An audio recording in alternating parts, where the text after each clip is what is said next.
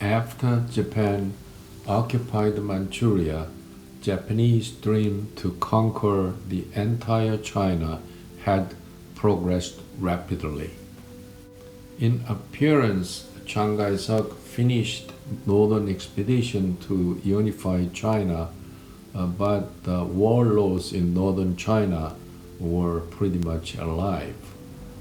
They simply expressed loyalty to Chiang Kai-shek, but they were still governing their own provinces. The opportunistic Japanese enticed them, and they made them cooperate with them.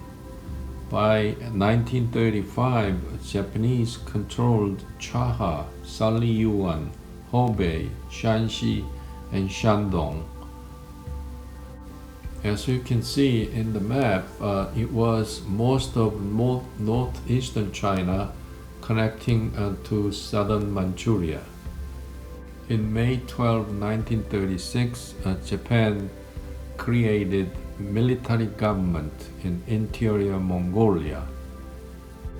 By having demilitarized zone just below Great Wall from Beijing to Tianjin, Japan succeeded in separating northern China from southern China where Kuomintang government was.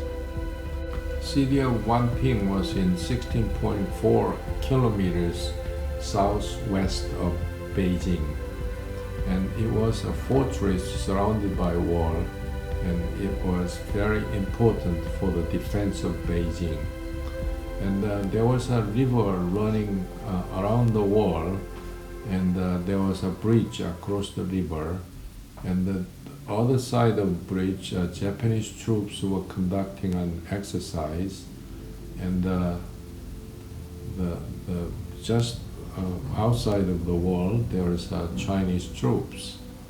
And July 7th of 1937, Japanese officer notified the Chinese officer saying that they wanted to go into the Chinese compound to look for a missing Japanese soldier. But Chinese refused, and the negotiation failed, and the full-blown attack of Japanese started, and it was the Second Sino-Japanese War. The incident was manufactured by Japanese army, and the soldier supposed to be disappeared came back in 20 minutes. The name of the bridge was Marco Polo Bridge, and it was called Marco Polo Bridge Incident. Chinese army was defeated very easily to the superior Japanese army, and Beijing and Tianjin was occupied by Japanese before the August of 1937 was over. After Japanese took Beijing and Tianjin area, Japanese government was very happy with it and wanted negotiations with Chinese government. However, Chiang Kai-shek was determined to expel Japanese from China once and for all. Chiang needed foreign aid as much as he could get, and he decided to attack Japanese international zone in Shanghai. By doing so, he could show the strength of Chinese troops and the willingness to fight against Japanese to the nearby international communities. There were 30,000 Japanese troops and 30,000 Japanese citizens in Shanghai.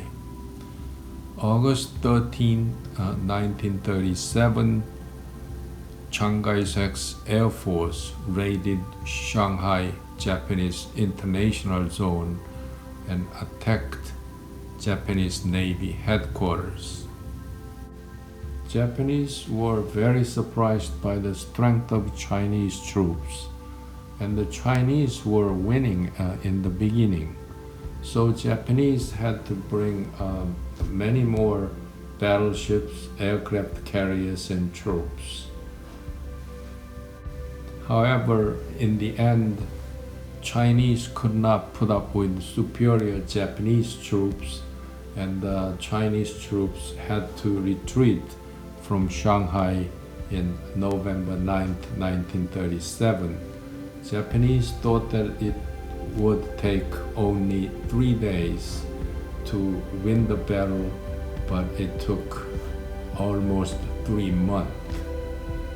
After assessing unexpectedly a large number of casualties and the destruction of weapons, the government in Japan did not want the troops in China advance further. But the Japanese generals in China thought that if they would surrender Nanjing, they could win the war, because Nanjing was the capital city of China at the time. So they decided to attack Nanjing on their own, and the Japanese government issued a permission for them to attack Nanjing when they are already on the way to Nanjing. In the Battle of Shanghai, Chiang Kai-shek consumed the best units that he had. Chinese troops did not have mechanical divisions and very few armored forces. The Chinese army was not ready to fight against the superior Japanese army yet. Instead of conventional war, Chiang Kai-shek decided to fight the war of attrition to wear down Japanese troops. On December 1st, 1937, Japanese began to attack Nanjing, the capital city of China. Chinese defense was very poor, and the Japanese surrendered Nanjing on December 13, 1937. For 6 weeks afterward, the infamous Nanjing Massacre occurred. The atrocities created by Japanese were just as bad as German production of Holocaust, if not worse. The generals ordered soldiers to kill, to loot, and to burn. So they killed every Chinese citizens that they saw, and they looted houses, and they burned down their houses and buildings in Nanjing. Up to 300,000 Chinese were killed, and 20,000 Chinese women were raped, and many were captured for comfort women for the Japanese soldiers. Japanese soldiers literally enjoyed the killing. 2 young Japanese officers competed who is gonna behead 100 Chinese by their sword first. And the game went to extra inning, and the last score was 106 to 105, and it was reported one of newspapers in Tokyo. During the savage killings and indiscriminate destructions, John Rabe, who was German businessman and a member of Nazi, with help of scholars and missionaries from Europe and America, set up Nanjing Safety Zone, and he saved many Chinese lives by protecting them in the zone. Right after Nanjing fell, the Wuhan was captured by Japanese, and Chiang Kai-shek fled to Chongqing. It was in the middle of China, and it was very mountainous, and because of that, the Japanese could not reach them by land very easily. So Chiang Kai-shek dug the underground facilities and hide the weapons and began to build up Chinese military capacities. It was pretty well protected from the continuous Japanese air raids. Chiang Kai-shek intentionally avoided frontal assaults and resorted on guerrilla wars. He tried to cut off Japanese supply lines by bombing railways and roads. Sometimes he opened up dams and destroyed levees to cause massive flooding. He destroyed anything that could be useful to Japanese when they retreated. In the meantime, Japanese could occupy most of cities and the major ports in the eastern part of China without significant resistance. In fact, Japanese was falling into Chiang Kai-shek's strategy of trading space for time. It seemed like all the eastern part of China was occupied by Japanese. But in fact, the areas that Japanese had was the surrounding areas of railroads, industrial cities, and ports. But in the middle, there are pockets of areas where Japanese could not govern.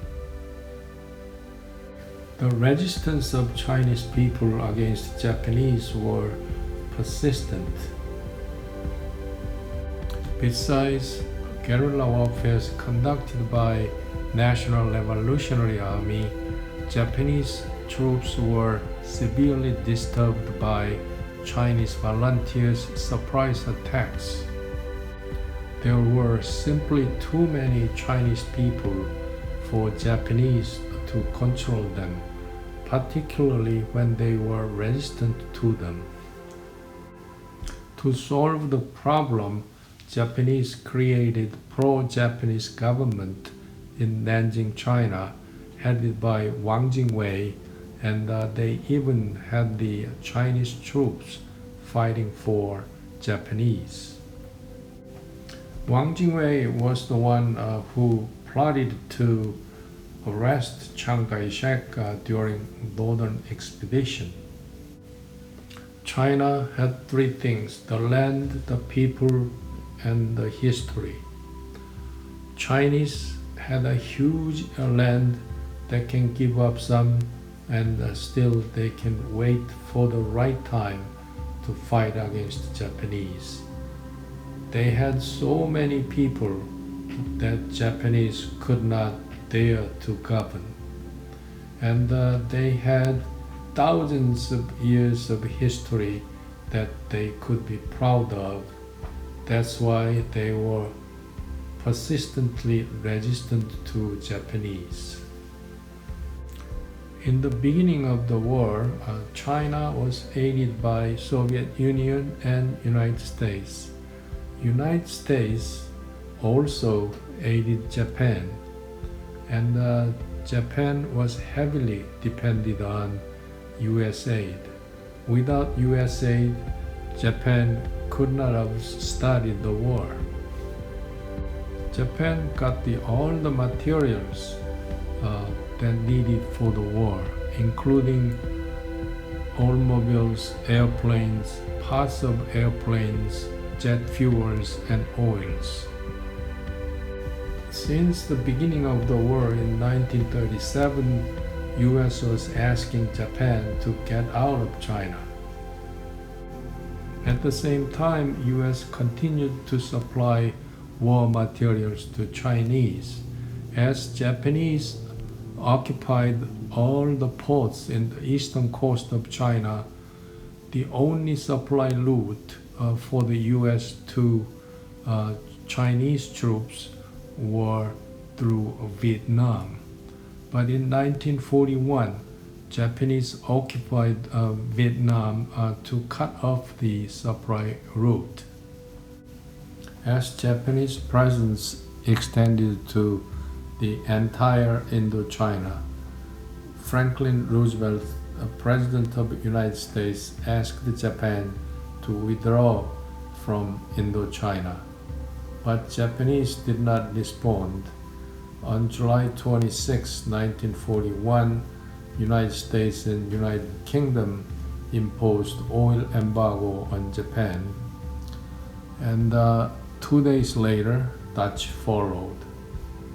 As negotiations between Japan and United States failed, Japanese continued to attack American, British, and Dutch possessions in the Western Pacific, and finally, December 7, 1941, Japan attacked Pearl Harbor. United States declared a war against Japan right after Pearl Harbor attack, and the Pacific War began. Franklin Roosevelt upgraded China to be one of 4 world's policemen. China, that had been humiliated by Western powers since mid-19th century, became one of 4 major Allied forces: Soviet Union, United Kingdom, United States, and Republic of China. The reason why Japan attacked Pearl Harbor was not simply because of the evil-minded greediness to conquer United States, but because Japan needed US aid to continue the war against China and elsewhere.